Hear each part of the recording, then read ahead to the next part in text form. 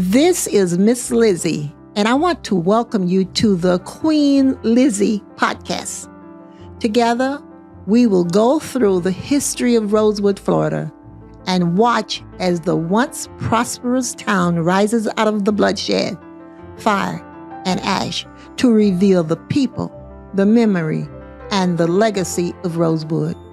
Watch every Thursday on Facebook and YouTube, or listen to our story on Apple or Google Podcasts, Spotify, iHeartRadio, or wherever you find your favorite podcasts. Hello, everybody. I am Lizzie Polly Robinson Brown Jenkins, representing not only the Rosewood Foundation, but the personal testimonies and history of cherished friends and family. You are now watching the Queen Lizzie Show. Today, we are talking with Craig Wilburn.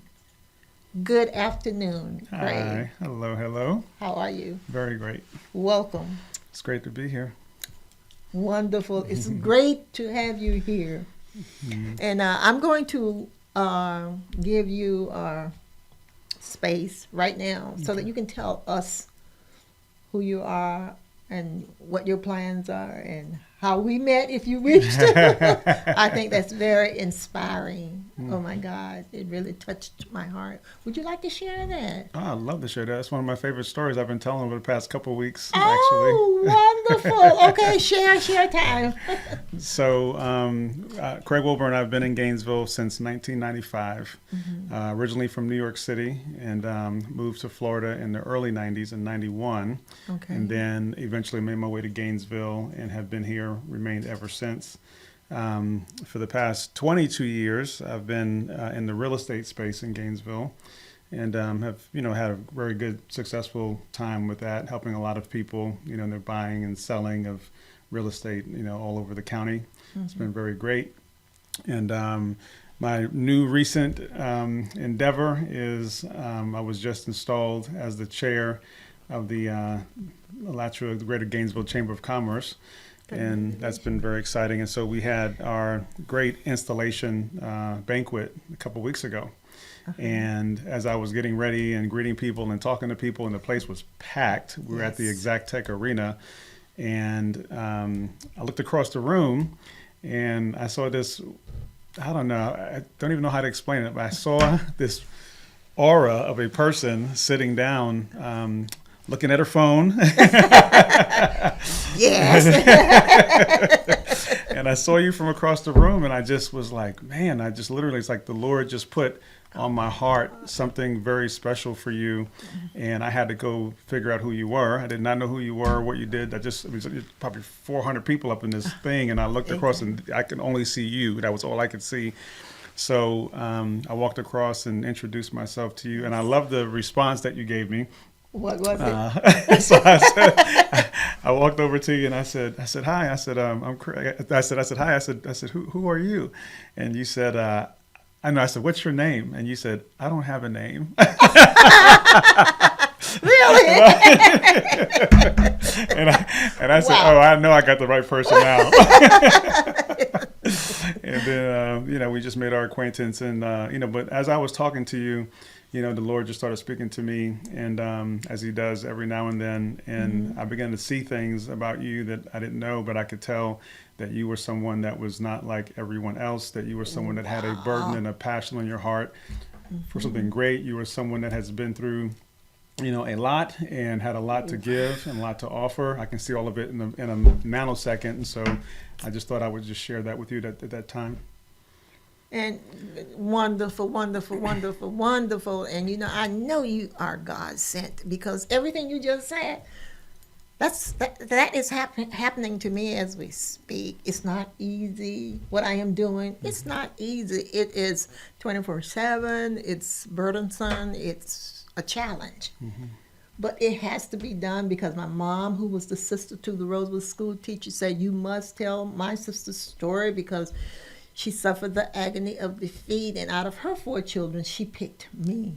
Just like you were supposed to be there this particular night. I was supposed to be there. I had another engagement.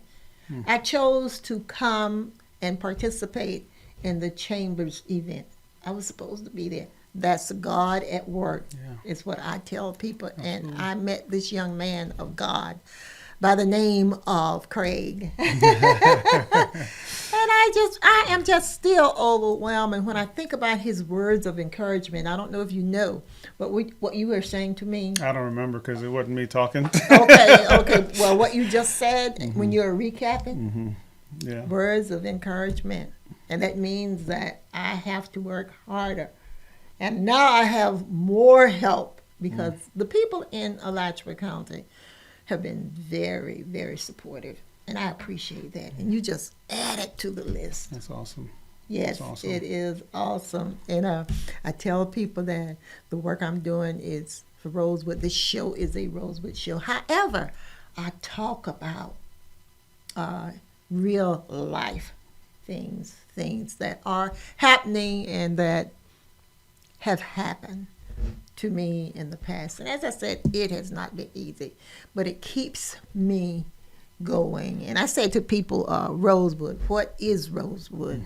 Okay, to me, Rosewood is 24/7. It's a celebration. It's appreciation. It requires research, authenticating, documenting, and telling the truth, because my mom said you must tell the truth, never attack anyone living now because they are not responsible for Rosewood. Right. And these words of encouragement that I remember from her really keeps me going and looking forward. And when I look at people and see people like you, I know that you're coming to me positively. Oh, yeah. That's right. And that's what it takes. That's right. Too much hate, what we are trying to do, and I'm so glad you're going to help me close the racial divide, because we are all of God's children, okay? And we may not all look alike, but deep down within our soul, we are. Yeah, I think that's probably the best perspective to have as well, because sometimes we look at the past and things that have happened that have been very, traumatic. Yes. And we want to stay in the trauma of it, as opposed to, I was talking with someone actually just yesterday who's been through a lot of significant personal trauma for decades. And, but she's been rescued from that and has a whole new perspective, and the Lord's gotten her life, and it's been a thing. And so, but like anything that you've been through hard, it doesn't disappear.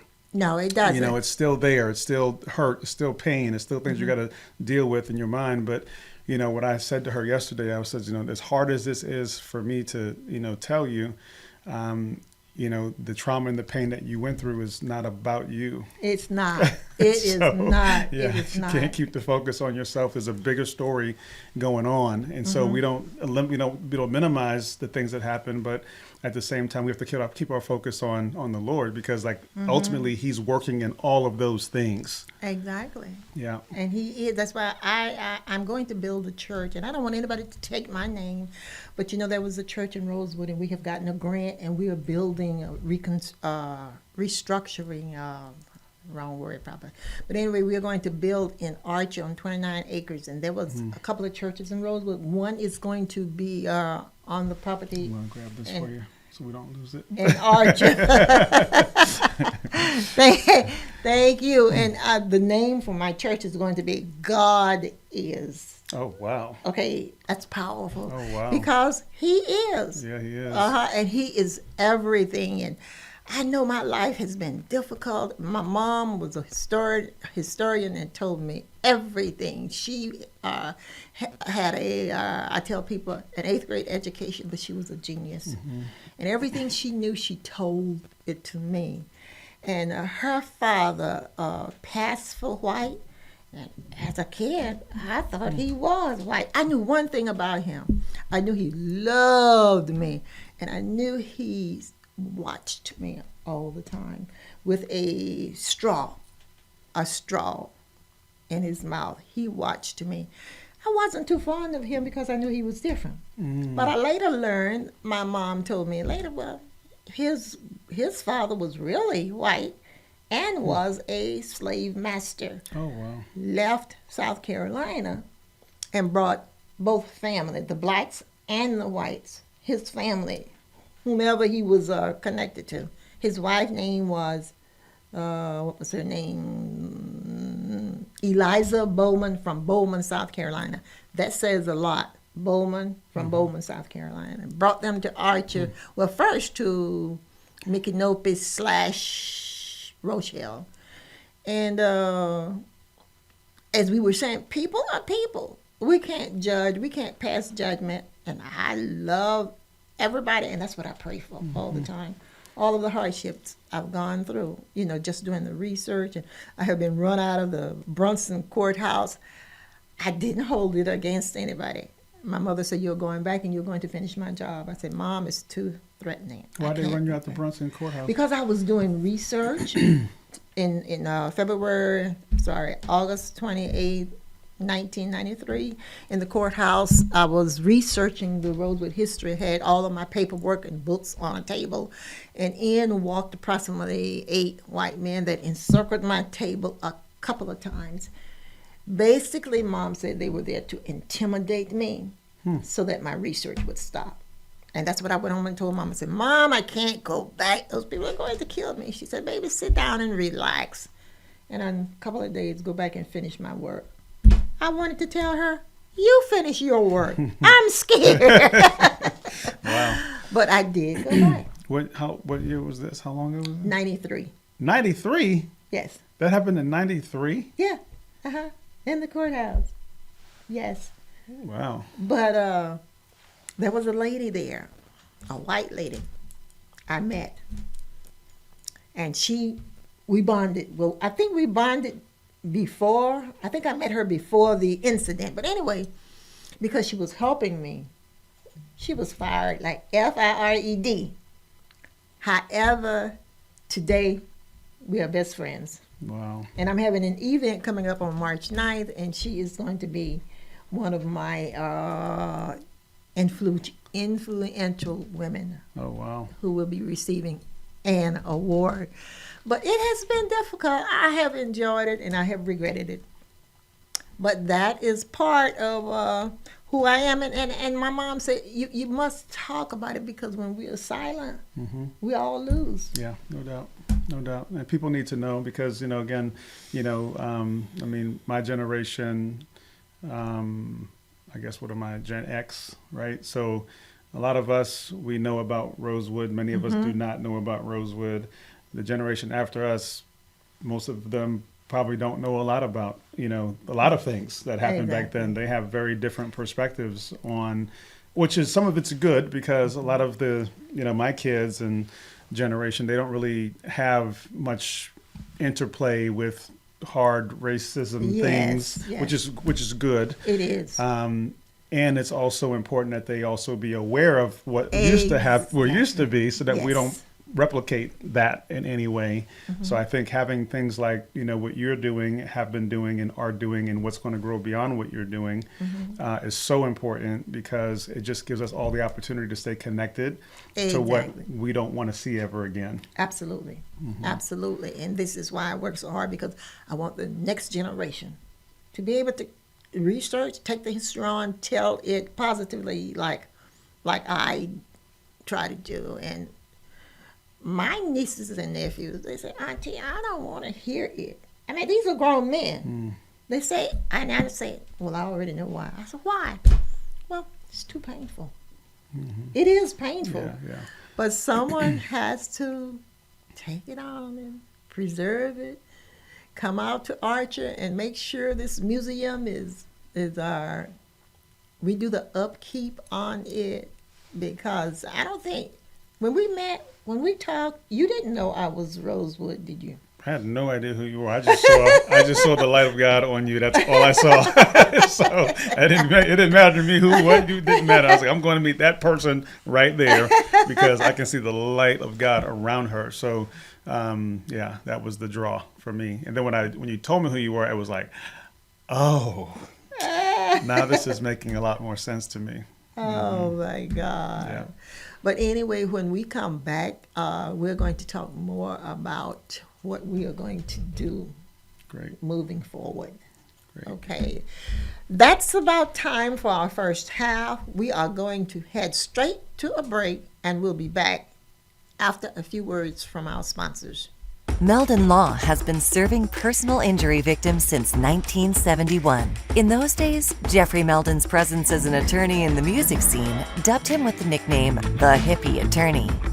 And although times have changed, two things haven't: our commitment to bettering our community by helping the injured, Albert, are you ready to go to the game? and our love for the Florida Gators. If you bleed orange and blue, Meldon Law is the firm for you. I am Black History. I am Rosewood Black History. I am Florida and America's Black History, and you are too. January 1st, 1923, the KKK insurrectionists attacked Rosewood, killing 5, burning it down. Because a white woman lied and cried, a black man assaulted me. Rosewood redevelopment is on its way. Want to help? Visit rosewoodflorida.com. Welcome back to Queen Lizzie Podcast, brought to you weekly from the Steve Spurrier Podcast Room at Spurrier's Gridiron Grill. We are here with Craig Wilburn. The Queen Lizzie Podcast is brought to you by Campus USA Credit Union, live from the Meldon Law Gator Studios at Spurrier's Gridiron Grill. Special thanks to Greg Bradley, Allstate Insurance. Okay, before the break, we were talking about All kinds of great things. That was a lot of great things in one little segment. Not gonna lie. Okay, perfect. But would you like to start with open with a question? I do. Yeah, I would. Okay. Actually, I've been thinking about this a lot since I met you that day, and I wanted to ask you, what did you the Rosewood movie that came out that was in what 97. 97. Okay. So, what did you think about that movie? I mean, were you a part of the collaboration of that at all, or? I tell you, I was, until they got my information, promised me, oh yes, share your information. Should have put it in writing. And we will allow you to play the part of the teacher. However, that never happened. Okay. Oh. And I was so upset. And my mom looked at me because it was her information I had shared. I didn't have it. I shared it with her. She gave me information. And my mother looked at me and said, during the time when I was angry, I wasn't upset. I was angry because they more or less got my information and went solo with it. But anyway, Mom looked at me and said, baby, Mama didn't raise no fools. You are going to write your own movie. Mm. It has been 30 years later, and here I am today talking about putting a movie together. Oh, wow. And we're going to do it with your help, if you're interested. Wow. And we'll move forward together. Wow. And what I thought about the movie, I was on the Oprah Winfrey Show. Oprah sent for us to come to her show. However, she didn't ask us any questions. She concentrated on the young man who had written the book. The book, however, was information from Dr. Maxine Jones, who was a professor at FSU, and she was the chief investigator. Basically, the information he used to write his book was taken from their research. So as I was sitting there and she was interviewing people, she decided to show the movie. That was the first time I saw the movie on her show. And something came up that I didn't agree with. I lost it. I said, that's not true. Oh, wow. And everybody looked at me, and I tried to find the bench to go under. You couldn't hold it in, though. I could not hold it in. But I tell you what it was.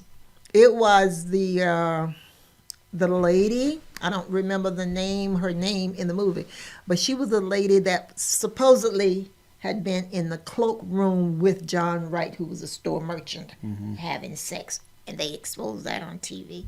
And I just lost it. I said, that's not true. And as I said, everybody looked at me. But anyway, and let me tell you, in real life, when that happened, the lady they portrayed as in the cloak room, children were still living. One was 68-year-old. His name was Wilson Hall. He got so angry with John Singleton. Okay.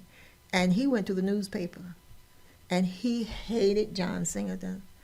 He was so hurt, within 6 months, a healthy man died. Wow. As a result of the lie being told on his mother. He was upset. Oh, wow. And, but the movie was shown, and they also, after I returned from the trip to Chicago, they showed, they did a screening here in Gainesville and invited my mother. They knew we were who we were. They knew we were the star characters about Rosewood because Mom's sister was a school teacher in Rosewood, however, from Archer. So they invited my mother and us, the family, in to see the movie, the screening of it. And as I said, my mom, if I didn't say, my mom was the evaluator or the spokesperson. So after the movie was over, they asked Mrs. Robinson, yes, my mother was 95 at the time, in 1997, on a scale of 1 to 10, how do you rate the movie? She said, I give it a 7. And which was a good. Yeah, it's a pretty good, yeah. Because it did tell the history. Yeah, yeah. And she had lived through it, so no one knew better than she. So she gave it a 7. And she said, but the two most important things that happened, it let people know that Rosewood happened, and it let people know that white women lie on black men. And everybody had so much, the audience had so much to say about that because she made that statement. Mom put her hand on her hip. I'm 95. I say what I want to say. Care. I have earned, I was trying to get on another bitch. I have earned the right to say, and not only, she followed up with, not only did they lie on our men back then, they're still doing it today. I said, oh my God, listen to her. Wow. But it was dynamite, and it was complete silence, okay? But anyway, that is what my mother thought of the movie. And the reason it could have been better, but you know what? John Singleton was the producer, and there was a young man, the same young man that blocked me after getting my information from being a part of the movie. He blocked every Rosewood survivor. There were about 8 people living, and they did not interview any of those people, okay, wow, to let them see the experience of Rosewood. Wow. Mm-hmm. That's amazing. That's amazing. It could have been a good book, but we're going to make it right here in Gainesville. We don't need any professionals, like, what was his name? Ving Ream or something. We don't need them. We are going to get common people off the street, and we're going to tell this story, and we're going to tell it right. Wow. Okay? That's exciting. That is exciting. That's exciting. That is exciting. I had a couple of other questions too that I wanted to ask you, if I could, just quickly. Yes. I don't know if you know this or not, but what ways did the Rosewood Massacre impact the broader civil rights movement in the United States? Are you aware? I am not aware of how it impacted the broader civil rights. I can't answer that. I don't know. Yeah, that's a big. Yes, yeah. Because and this may not be an answer to your question, but Rosewood, my mom would tell me, there are a lot of Rosewood with a different name. She said, all of us have lived it, okay, under a different name. But she would always end up telling me about the violence, and her grandmother walked from Jackson, Mississippi, enslaved, never saw her parents again. And she would often tell me my lesson from that, because of her, I am. Although she suffered, her grandmother, enslaved, age 13, and she would always end her conversation. There's a message in that. Because of her suffrage, okay, we have a better life. Yeah, I think that's kind of the key, what you said at Rosewood. that's the name of this incident, but it's a representation of so many of those stories that had never got told, never were heard of. No movie was ever made about it, but existed in so many other places across the United States. I think that's a huge awareness that we have to maintain, that this is not just about that one community of people. It's about the greater communities that were also impacted in different ways, but did not have their stories told. Right. And as she said, with a different name. With a different name. Exactly. And I was on a panel last year, 2023, in Miami, wherein a professor at FIU had researched the massacres. And our last count was 93, starting in the 17th century. However, the first massacres, and I didn't find this out until we did the research. I didn't do much of the research, but I was on the panel, were white. They were white massacres. The first, or a few of them, or the majority of them. Wow. Yeah. Incredible. That actually leads into another question that I had. What sources or historical records are out there now that can provide the most comprehensive understanding of the events at Rosewood, and how have these events, how has this shaped the understanding of the incident? You know, the records, remember I told you I was doing the research? I was in the records department. I was looking through files.